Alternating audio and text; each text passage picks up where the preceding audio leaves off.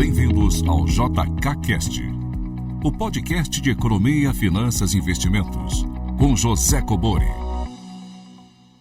Sejam bem-vindos ao quarto episódio do JKCast. Meu nome é Carlos Duarte. Eu sou o José Cobori. Bom, professor, vamos iniciar? Direto ao ponto? Exatamente. Já respondendo? Já as perguntas e agradecendo a todos que participaram, né? Foram vários áudios. E relembrar um número. Vamos já aproveitar para relembrar um número. É 61 DDD 98117 0005. Vamos lá, professor.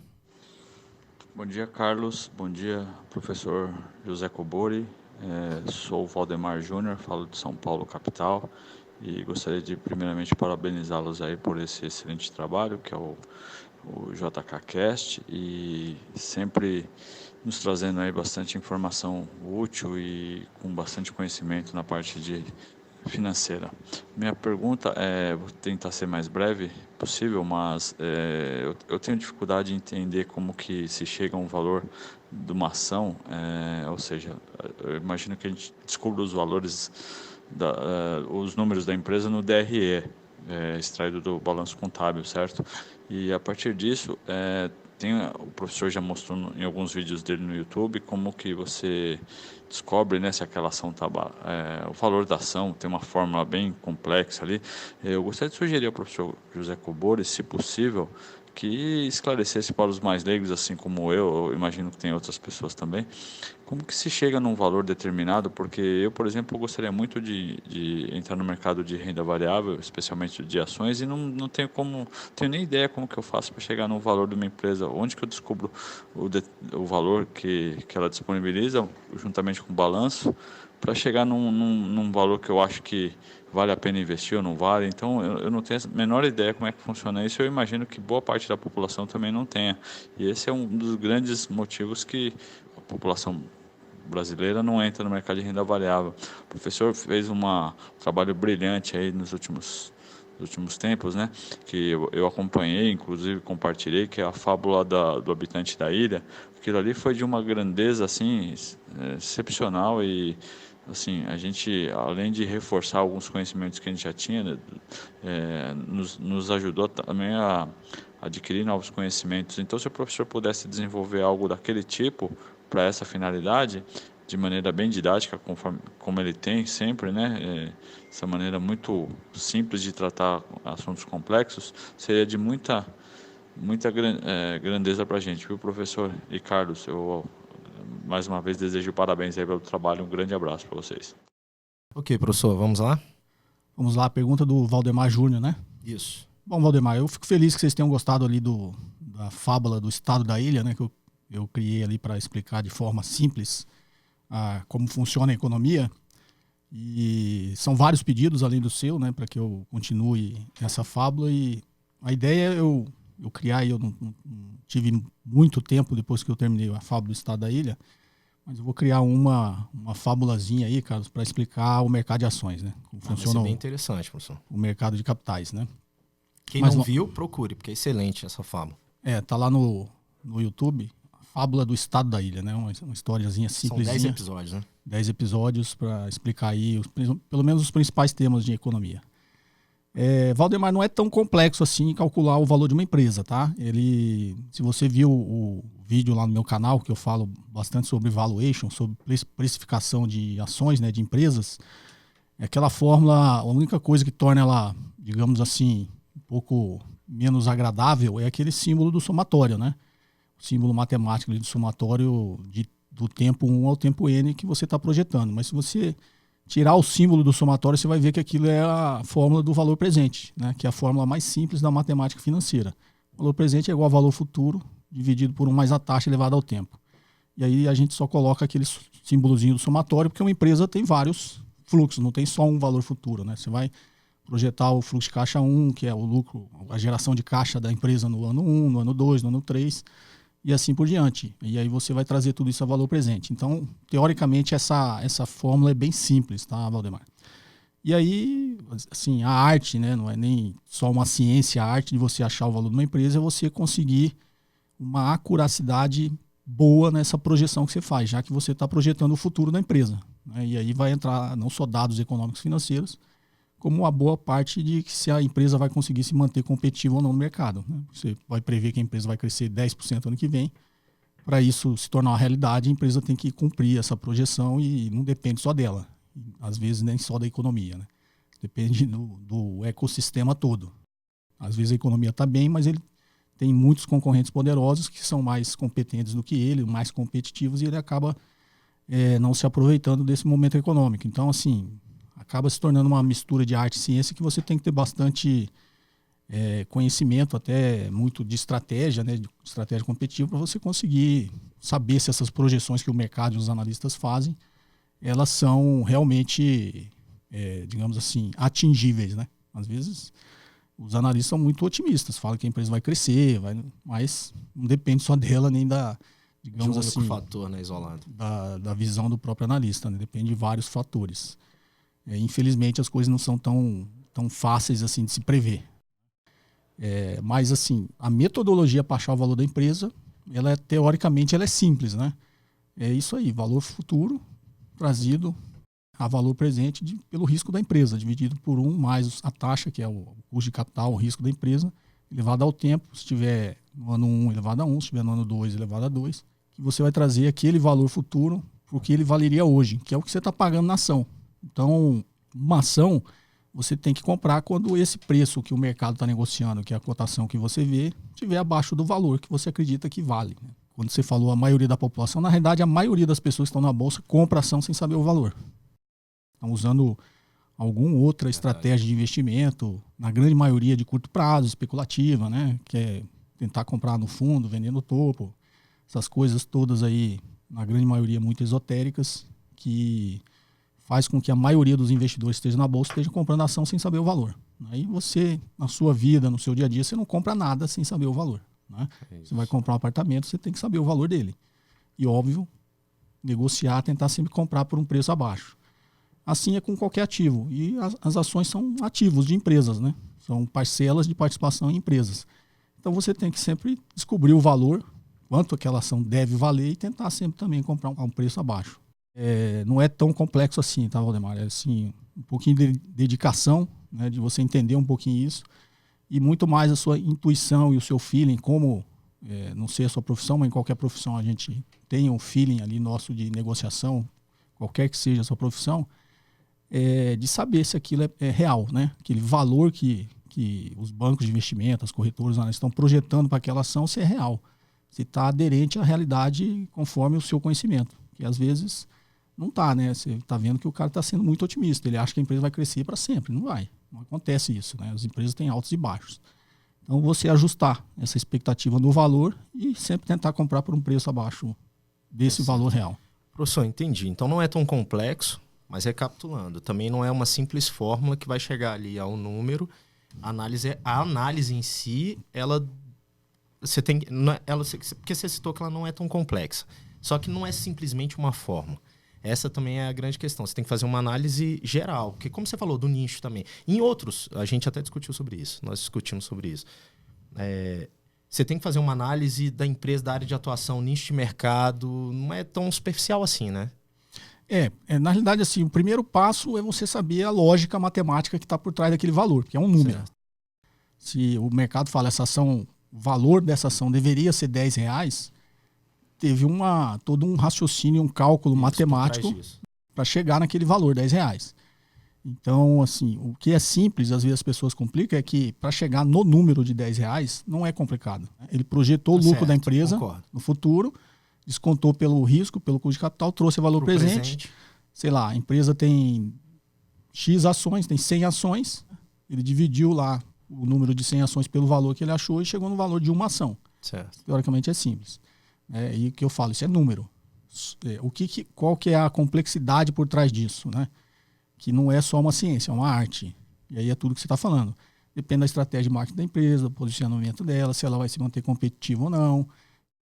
Quando você olha para o lado econômico, aí são dados econômicos e financeiros. Eles projetaram esse lucro no ano que vem, imaginando um cenário de inflação a X%, a taxa de juros a X%, o PIB crescendo 3%.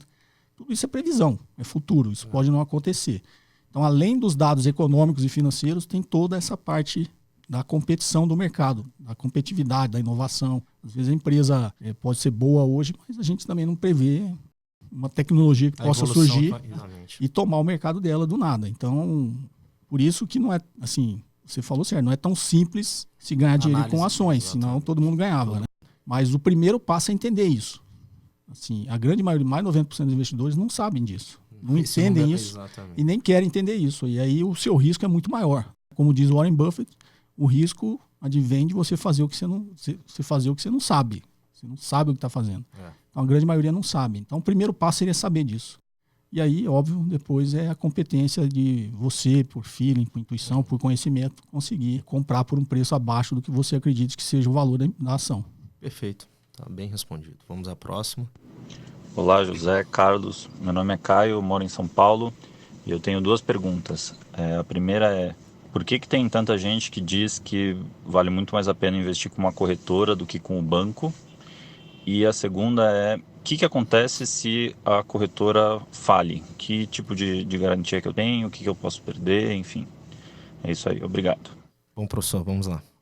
Bom, Caio, na realidade, assim, o mercado financeiro ele deu uma revolucionada, né? Antes era dominado só pelos bancos, inclusive pelas corretoras dos bancos. E aí veio essas corretoras independentes, né? Entre elas algumas que cresceram muito, né? O exemplo da XP Investimentos. E agora existem várias corretoras grandes, né? Porque o mercado foi, de alguma forma, revolucionado. Então, qual que era o grande problema dos investidores? Se você vai no Banco Itaú, o Banco Itaú só vai te oferecer os fundos dele, né? Os fundos do Itaú. Você vai no Bradesco, a mesma coisa. Você vai no Banco do Brasil, a mesma coisa. Então, as corretoras independentes, elas deram uma revolucionada no mercado e criou essa visão que você falou, porque é melhor você investir numa corretora, porque você ia numa corretora, ela tinha fundo de todo mundo. Então, ela não tinha aquele negócio... Tinha esse conflito de interesse. Ele vai te oferecer, teoricamente, o fundo que é melhor para o investidor, né? Dentro de uma cesta ali, inclusive dos próprios bancos, né? Que oferecem só o deles. Você tem que tomar cuidado que existe também um conflito de interesse, porque a corretora ganha quando ela ganha uma participação na taxa de administração do fundo. Então, em teoria, quanto maior a taxa de administração do fundo que ela tiver te oferecendo, mais ela vai ganhar. E aí o investidor tem que se atentar um pouquinho para isso também, tá? O risco da corretora, se a corretora, o fundo, na realidade, ele quando ele é constituído, ele tem um gestor, ele tem um administrador, tem um custodiante, tem auditoria, tem tudo, tá? Esse fundo é registrado e o fundo ele tem uma personalidade jurídica própria, independente, né? Então o fundo é como se fosse uma empresa. Então, a corretora, na realidade, ela só administra aquele fundo. Ou, no regulamento, se ela é administradora, custodiante ou só gestora, os ativos do fundo pertencem àquele CNPJ do fundo. Se, por um acaso, a corretora quebrar, né, a CVM, o Banco Central, vai pegar aquele fundo e vai passar para um outro administrar, vai passar para um banco, uma outra corretora. Então, sob essa ótica, a corretora quebrar, você não tem esse risco, tá? Porque o seu dinheiro toma a cota desse fundo que tem uma personalidade jurídica própria, né? Ela é como se fosse uma empresa, esse fundo. Então, o que não pode quebrar é o fundo. Se o fundo quebrar, você, como cotista do fundo, você quebrou. Agora, a corretora não. A CVM, o Banco Central, simplesmente vai passar esse fundo para uma outra gestora, uma outra corretora, um outro banco administrar. Tá? Então, esse risco você não tem. Você tem o risco que você tenha do fundo. Se o fundo fazer alguma estratégia arriscada, comprar ativos, igual na época do subprime, os fundos que tinham esses títulos subprimes, né, ligados ao mercado imobiliário, quebraram, né? Vários quebraram. Então, aí você é o sócio do fundo, né? Quando você tem a cota do fundo, você compra a cota, você é um sócio do fundo, assim como você é sócio de uma empresa. Se o fundo quebrar, você quebra junto. Entendido. Perfeito, professor. Vamos para o próximo. Professor Cobori, meu nome é Esdras, eu sou de São Paulo. Parabéns pelo podcast. Eu queria perguntar sobre fundo imobiliário. Já ouvi dizer que cotas de fundo nunca ficam caras. Queria saber a tua opinião a respeito. A gente vê muita cota aí com um valor de mercado muito acima do valor patrimonial, mas muita gente recomenda com esta frase, né, dizendo que essas cotas nunca ficam caras, né? Aí entra numa questão de valor de cota. Queria a tua opinião a respeito. Um grande abraço. Obrigado, Esdras, pela pergunta, professor. Bom, Esdras, pelo que eu entendi, você fala que alguém sempre fala que a cota de fundo imobiliário nunca está caro. Provavelmente quem fala isso é quem está vendendo o fundo, né? Porque não existe isso. Se nunca está caro, você compra sempre, você não vai ter, digamos, né, um risco minimizado. Então isso é uma lenda, tá? É óbvio que, como todo ativo, vai ter hora que a cota, né, o valor daquele ativo vai estar caro e tem horas que não está. O fundo imobiliário você tem que olhar como qualquer tipo de fundo, né? Um fundo DI tem lá títulos públicos como ativo que são o lastro daquele fundo. Um fundo de ações, o lastro são as ações. Um fundo multimercado, aí você tem que olhar o regulamento, porque como o próprio nome diz, ele pode operar vários ativos. Né? E um fundo imobiliário, o ativo que está lá dentro é um ativo imobiliário. Então, ele tem, como um fundo de ações, ele tem um valor patrimonial, que é o valor contábil ali daqueles ativos que você, então, um exemplo, comprou um prédio ali na Faria Lima. Aquele prédio é desse fundo. O fundo, na realidade, é quem está administrando e é o dono daquele prédio. Você, como cotista, você vai ter uma participação naquele fundo de 1%, sei lá, você é sócio em 1% daquele prédio que ele comprou e vai ter direito não só ao ganho de capital daquele edifício, mas todo o rendimento que ele gerar através de aluguel. Então, o raciocínio é simples. Qual que é a diferença? O fundo de ações tem uma empresa que é o ativo e aquela empresa dá lucro e distribui dividendos. Certo. Um fundo imobiliário tem um ativo que é um imóvel e ele distribui dividendos, que é o aluguel, né, que o fundo consegue fazer na alocação daquele espaço. Tá ok? Então, assim, o raciocínio é muito simples, é igual. O valor patrimonial, assim como da empresa é o valor patrimonial da ação, o valor patrimonial do fundo imobiliário é o valor patrimonial daquele ativo imobiliário. Muita gente que atua no mercado, a grande vantagem é que o fundo imobiliário ele é isento de imposto de renda. Né? Então, compensa muito mais você investir num fundo imobiliário, já que você gosta de imóveis, do que você investir direto no imóvel, que você vai pagar imposto de renda. Então, você tem aí um benefício fiscal. E isso foi feito para estimular aí o funding, né? O financiamento do mercado imobiliário. Ele fica caro? Fica, como todos os ativos, né? No momento, sei lá, de grande euforia do mercado, todo mundo começa a comprar a cota desse fundo. Esse preço da cota do fundo, ele pode começar a se descolar do que a gente chama dos fundamentos. Né? O fundamento de um fundo imobiliário é igual ao de um fundo de ações. O fluxo de caixa que aqueles ativos imobiliários estão gerando, trazidos a valor presente pelo risco daquele ativo, não é isso? Tem que ter um valor, que é o valor de mercado. Certo. O valor justo da ação. O valor de mercado não, desculpa. O valor justo do que seria aquela cota. Se o mercado estiver muito aquecido e muito eufórico, uma hora esse preço de mercado vai se descolar do que a gente chama do valor intrínseco, do valor real. E ele vai estar caro. Então, como qualquer ativo, ele vai ter momentos que vai estar mais caro. Quem gosta muito de fundo imobiliário gosta de ficar olhando quando esse preço está ou muito próximo do valor patrimonial ou abaixo. Que aí você tem o que o Benjamin Graham chama de margem de segurança. O valor deveria, pelo menos, estar pelo valor contábil daquele ativo que está lá, do valor patrimonial daquele imóvel. Então, se ele estiver ali muito abaixo, você tem aí uma certa margem de segurança. Se ele estiver acima, o que tem que justificar esse valor intrínseco da cota do fundo, que está acima do valor patrimonial do valor desse ativo imobiliário, o que tem que justificar é o fluxo de caixa que o imóvel gera. Que tem um risco. Entendi. Entendeu? Perfeito. Tem um risco, porque se vier uma crise econômica, sei lá, ele tem 80% de ocupação do prédio. O fundo conseguiu alugar 80% do prédio. Se de repente vir uma forte crise, essa taxa de ocupação pode cair. Né? Ele, sei lá, as empresas começam a passar dificuldade, começam a devolver imóvel, ele não consegue relocar. Então aquele fluxo de caixa do rendimento de aluguel vai cair. O valor de mercado daquela cota do fundo tem que cair. Entendeu? Então é como uma ação, você tem que sempre analisar valor contábil, valor intrínseco e preço de mercado. São 3 coisas distintas que você tem que olhar com cuidado e tem que estar alinhado. Né? E quanto mais baixo tiver o preço de mercado, é melhor. Perfeito, professor. Está bem esclarecido. Vamos para a próxima. Professor, boa noite. Eu gostaria de saber sobre empresas em recuperação judicial, como a Oi e a Saraiva. O que o senhor diria de investir pesado em ações como essas aí, sendo que ela pode vir à falência ou vir a trazer um grande potencial de retorno a longo prazo aí, caso ela venha a se reerguer, né? Principalmente a Oi. Bom, temos um áudio aqui sem o nome, professor. Não falou o nome, né? Não. Bom, isso aí é uma coisa muito especulativa, tá? Eu acho que eu até falei numa live que eu fiz ontem, desse novo curso que o pessoal pediu. Inclusive, quem estiver interessado, o curso deve estar encerrando as inscrições, tá? O curso que eu ensino aí a selecionar ações e quando comprar ou vender e analisar bem o risco das ações. E me fizeram, acho que essa pergunta, e no conteúdo do curso eu falo exatamente os 6 tipos de ações, e uma delas é ações em recuperação. E o grande exemplo do momento aí é Oi. Comprar ações em recuperação geralmente é para quem sabe o que está fazendo. Na verdade, tudo o cara tem que saber o que está fazendo, né? Mas ações em recuperação em específico, como você sabe que se a Oi vai sair ou não da situação que ela está? Ela é uma empresa que entrou nessa situação quando divulgou que tinha mais de 60 bilhões em dívida. É um mercado extremamente competitivo, o mercado telecom. É um mercado de capital intensivo. Precisa de muito... Para ela tomar mercado dos outros, né, dos outros players do mercado que também são grandes, né, para tomar mercado da Claro, da TIM, das outras operadoras, ela precisa investir em infraestrutura, principalmente de telefonia móvel. Isso custa dinheiro, a empresa está em dificuldade. Então ela está ali numa situação que ela não entrou em recuperação judicial justamente para ela conseguir pagar essa dívida. É uma grande oportunidade para quem sabe o que está fazendo. Tipo, se a pessoa tiver uma informação, geralmente é um insider information, né? Uma informação, sei lá, do tipo, algum player gigantesco vai querer comprar o cara. Um fundo internacional Tem que ser uma informação privilegiada. Ou um outro player estratégico vai comprar e vai tirar a empresa da situação. Aí, mas quem sabe disso? Ninguém sabe.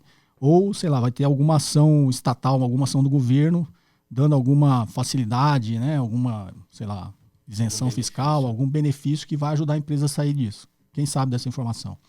Então, geralmente, quem opera esse tipo de ações para ganhar dinheiro é porque, como ela está em recuperação judicial com uma dívida monstruosa, o preço da ação dela despencou. Se eu soubesse, ou se você soubesse que vai acontecer alguma coisa e essa ação, alguém vai ajudar e vai recuperar a empresa, e essa ação vai subir muito, a pessoa vai ganhar dinheiro. Mas o investidor comum não tem acesso a isso. Então, é uma coisa muito arriscada, é muito mais uma aposta, tá? Eu não recomendo, a menos que você tenha uma informação privilegiada que você sabe que a empresa vai sair dessa dificuldade. Mas a grande probabilidade para nós, investidores comuns que não temos essa informação privilegiada, é que a empresa vai continuar em dificuldade. Né? Vai demorar muito a sair da situação. E aí tem o horizonte de tempo. Né? Tem investidor também que é de muito longo prazo e ele acredita fielmente que a empresa vai se recuperar, vai sair dessa só que vai levar 10 anos. Aí ele tem dinheiro para apostar por 10 anos, ele pode até fazer isso. Né? Mas mesmo assim é uma coisa incerta. No meio do caminho a empresa pode acabar de fechar, né? De falir. Então isso é complicado, viu? E eu não recomendaria você nem olhar para esse tipo de coisa, a menos que você seja alguém especializado nessa compra de ações de empresas em recuperação. Quando você fala da Saraiva, aí já é uma coisa de mercado, de visão de mercado, de negócios. Não só a Saraiva, as duas maiores livrarias do Brasil estão em dificuldades. Não é só a Saraiva, a própria Cultura está em dificuldades. Mas isso é uma coisa da inovação, da evolução do mercado. Desde que a Amazon surgiu, vendendo livros, eu estou falando da Amazon Brasil mesmo, vendendo, eu mesmo, os últimos livros que eu sempre gostei de livraria física, mas os últimos livros que eu comprei na Amazon. Né? Eles entregam em 2 dias. Então é uma comodidade aí que a tecnologia nos trouxe e é mais barato. Né? Então o que levou essas empresas, apesar de elas terem a plataforma digital também de vender livro, mas elas não conseguiram concorrer nesse mercado, o que levou as empresas a essa situação falimentar foi a concorrência da Amazon. E aí uma coisa tem que acender o seu alerta aí se você estiver pensando em comprar ações da Saraiva que está em recuperação, imaginando que um dia ela vai se recuperar. Lembre-se que ela já sofria essa concorrência da Amazon e a Amazon Prime chegou agora no Brasil. Chegou, acho que não tem nem um mês, né? O que é a Amazon Prime? É a mesma coisa que tinha nos Estados Unidos, eu assinava essa Amazon Prime nos Estados Unidos. Aqui é muito mais barato, lá era $12 por mês, que dá, sei lá, na cotação de hoje uns R$50. Né? Você tinha um monte de benefícios. Agora a Amazon Prime no Brasil chegou a R$9,90. É 1/5 do valor do que é em dólar lá, quando você converte o dólar da assinatura lá. Que te dá direito a uma infinidade de coisas, né? Então a Amazon Prime chegou e está concorrendo com todo mundo, inclusive com o Netflix, né? Porque tem a Amazon Prime Video, nessa assinatura de R$9,90, você vai ter direito a acesso aí a milhares de filmes. A Netflix também está preocupada com isso. Quer dizer, a Netflix, que era um grande negócio até esses dias atrás, desde que a Amazon criou isso lá nos Estados Unidos e agora chegando no Brasil, eles já têm alguma coisa a mais para se preocupar. É a concorrência do mercado. E sinto muito, né? Essas livrarias que já tinham essa dificuldade, continuar tendo. Digamos assim, é a última pá, né? De cal que jogaram. Não, inclusive, professor, você citou a questão de se comprar online. Todas fizeram mercado online. Até todas elas, leitura, cultura, todas elas têm. Mas não chegam ao preço que a Amazon tem, por exemplo. Porque inclusive, eu já fiz compra assim. Inclusive, essa onda, tá todo mundo... a ação que mais subiu ultimamente é da Magazine Luiza. Então, no mercado de ações, todo mundo fala Magazine. Aí é tomar aquele cuidado de você pegar o movimento no final, né? Ela subiu muito, subiu. Só que ela também tem que se preocupar com a chegada da Amazon Prime no Brasil. Porque a Magazine Luiza, o que justificou essa subida da ação foi justamente a estratégia digital dela, né? Ela conseguiu implementar uma estratégia digital de ser um marketplace de forma mais eficaz que os seus concorrentes. Porque o Extra tem, a Americanas tem, Submarino Verdade. tem, a mesma Exatamente, coisa. a mesma coisa, foi isso que eu quis Exatamente citar. a mesma coisa, só que o Magazine Luiza conseguiu implementar com um pouquinho. Eles têm um diferencial que eles, assim, quem gosta e analisa a empresa fala que esse diferencial talvez ainda ajude aí prolongar essa concorrência com a Amazon, que eles têm mais de 500 pontos físicos, né, da loja de distribuição. Mas a Amazon é uma empresa gigantesca. E ela estudou bastante antes de entrar no Brasil com a estratégia da Amazon Prime, né? Então, você que está pensando em comprar a Magazine Luiza achando que ela talvez continue subindo, eu não sei porque eu não analisei, tá? Mas pelo meu feeling, assim, acende um sinalzinho de alerta e olha direitinho, né, antes de se posicionar numa ação quando um grande evento desse de mercado e de estratégia de mercado estiver acontecendo. Perfeito. Vamos para a pergunta seguinte. Olá, professor Cobori. Meu nome é Salomão, tenho 32 anos e sou de Brasília também. Eu sou bem novato nesse mundo de mercado financeiro, mas eu já li bastante, né, sobre o assunto e me deparei com uns vídeos sobre finanças quantitativas, né, que usam modelos matemáticos, linguagem de programação e probabilidade, enfim. O senhor tem alguma experiência nessa área? O que o senhor acha sobre a utilização dessa metodologia para calcular a probabilidade e entrar no mercado financeiro, né, em algum ativo?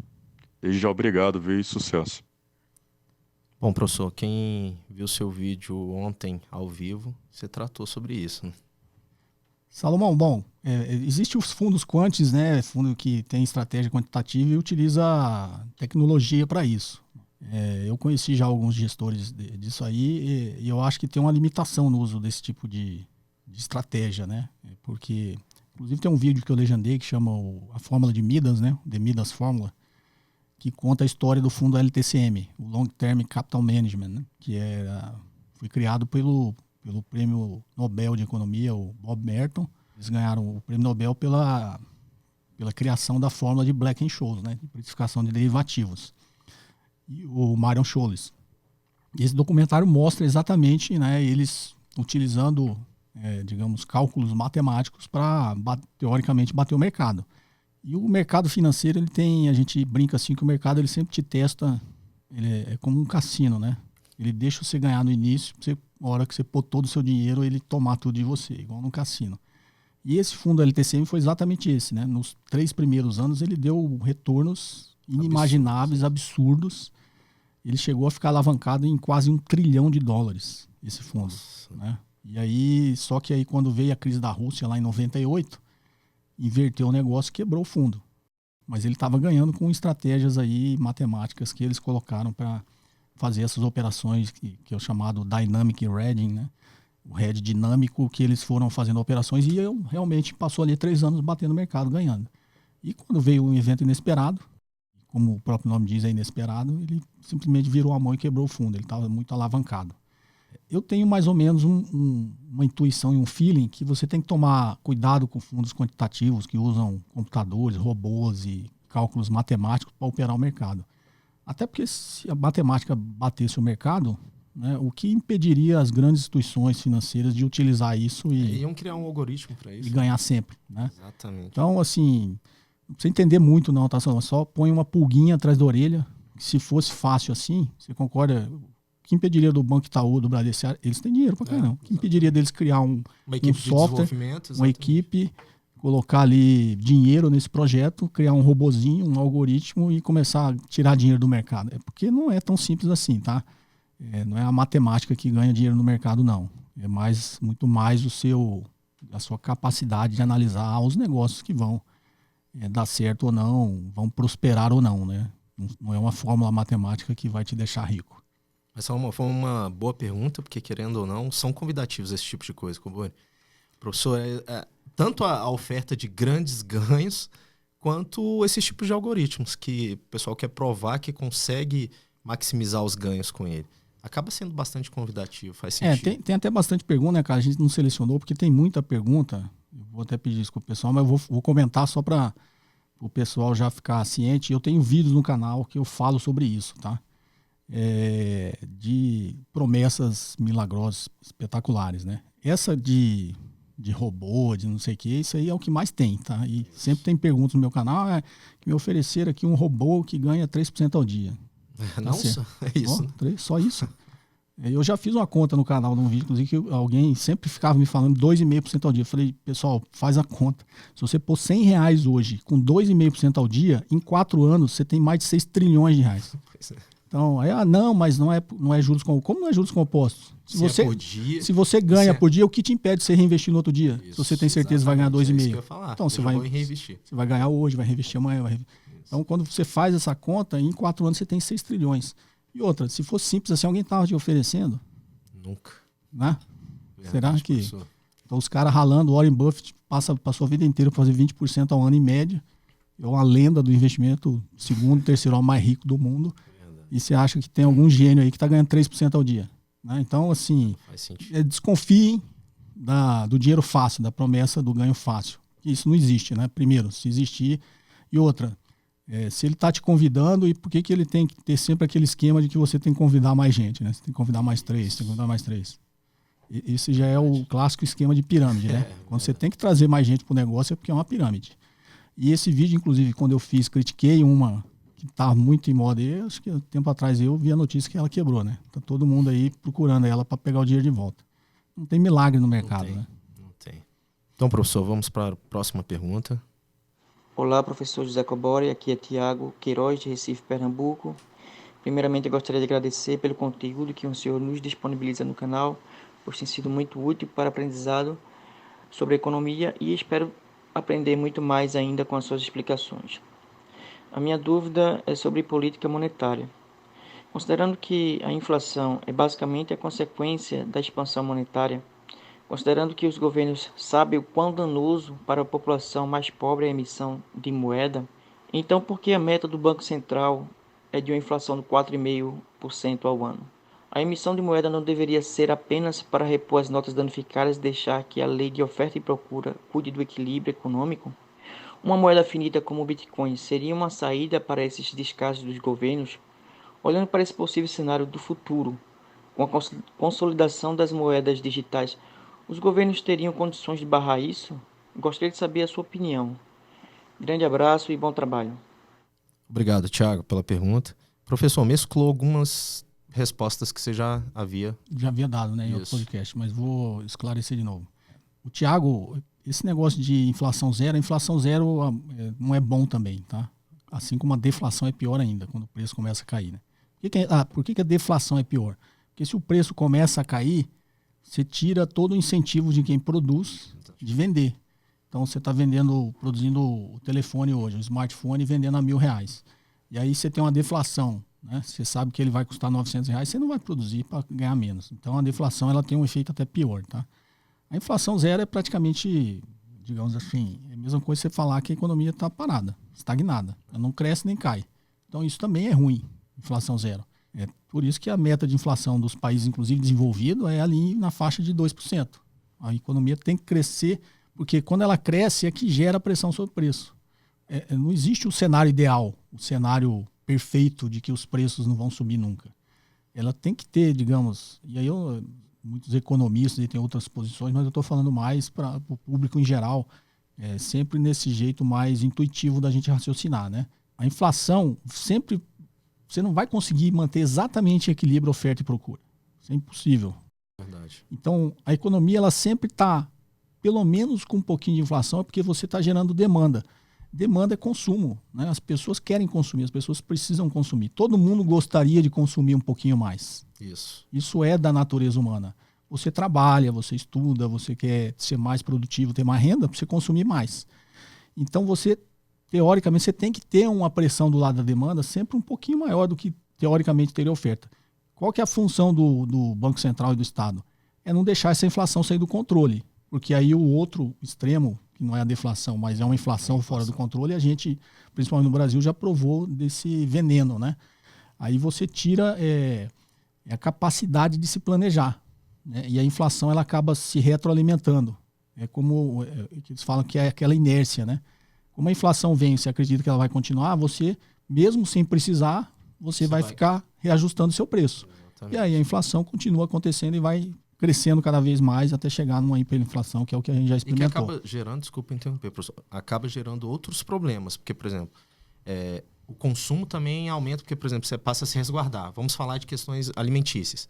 Se tiver muito alto, você já quer fazer estoque. Exatamente. E isso vai impactar no... Gera um desabastecimento. Exatamente. A gente experimentou, os mais antigos, né, na época do governo Sarney, tinha até os fiscais do Sarney lá, né, que ficava... Porque as pessoas que tinham condições, né, prevendo que ia ter um aumento de preço, a pessoa começava a estocar alimento. E aí, estocava alimento, faltava para quem realmente precisava. Então, inclusive em outros tipos de evento, né, quando você vê nos Estados Unidos, no Japão, tem um alerta de furacão, de alguma coisa, o Estado sempre se preocupa em falar para as pessoas não se preocupar em estocar alimentos, esse tipo de coisa, porque vai gerar um desabastecimento, né? Vai gerar um desabastecimento e, eventualmente, uma pessoa que realmente precisa de comprar o alimento, chegar lá, não tem. E outra pessoa tem para 10 meses em casa. Então, isso também é pernicioso, né, para o funcionamento da economia. Mas a inflação, tanto que os países do Japão, ele vive ali com uma inflação muito próxima de zero, para ele é um grande problema. Todos os estímulos econômicos que são feitos no Japão é para gerar inflação. Eles querem gerar inflação, eles querem que as pessoas consumam para gerar um pouquinho de atividade econômica e inflação, porque é melhor ele ter uma inflação próximo dos 2% e ficar controlando do que ele ter inflação zero. Inflação zero é porque ele está estagnado. Está estagnado, entendeu? E a função do Banco Central na emissão, você não confundir também só com moeda física, né? Com impressão mesmo de dinheiro, tá? Crédito é dinheiro também, né? Então você tem um volume de dinheiro fisicamente que existe, o dinheiro que é impresso, mas o grande volume de dinheiro que tem na economia é crédito, é dinheiro contábil, dinheiro bancário, né? Que os bancos, o sistema financeiro multiplica o dinheiro.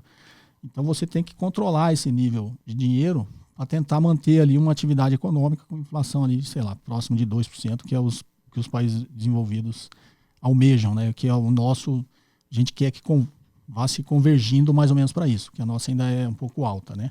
Mas você vê, hoje a gente tem uma inflação projetada de próximo de 3%, e para nós é um problema. O país está parado com uma inflação de 3%.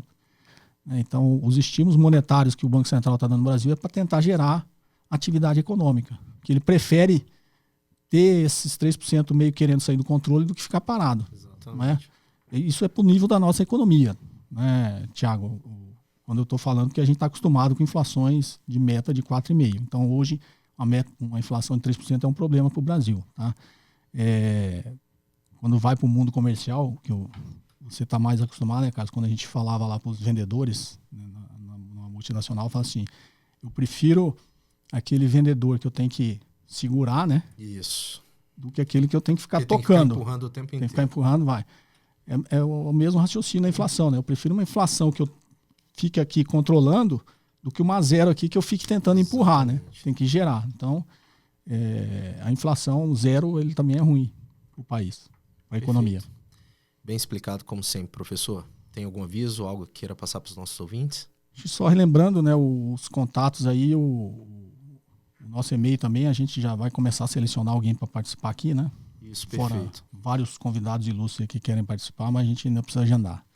Tá certo. O telefone, o WhatsApp de contato é 61DDD 98117 0005. 61DDD 98117 0005. O e-mail, professor? jkcast@josecobori.com.br. Muito obrigado a todos e até o próximo JKCast. Forte abraço. Você ouviu mais um episódio de JKCast, o podcast de economia, finanças e investimentos com José Cobori.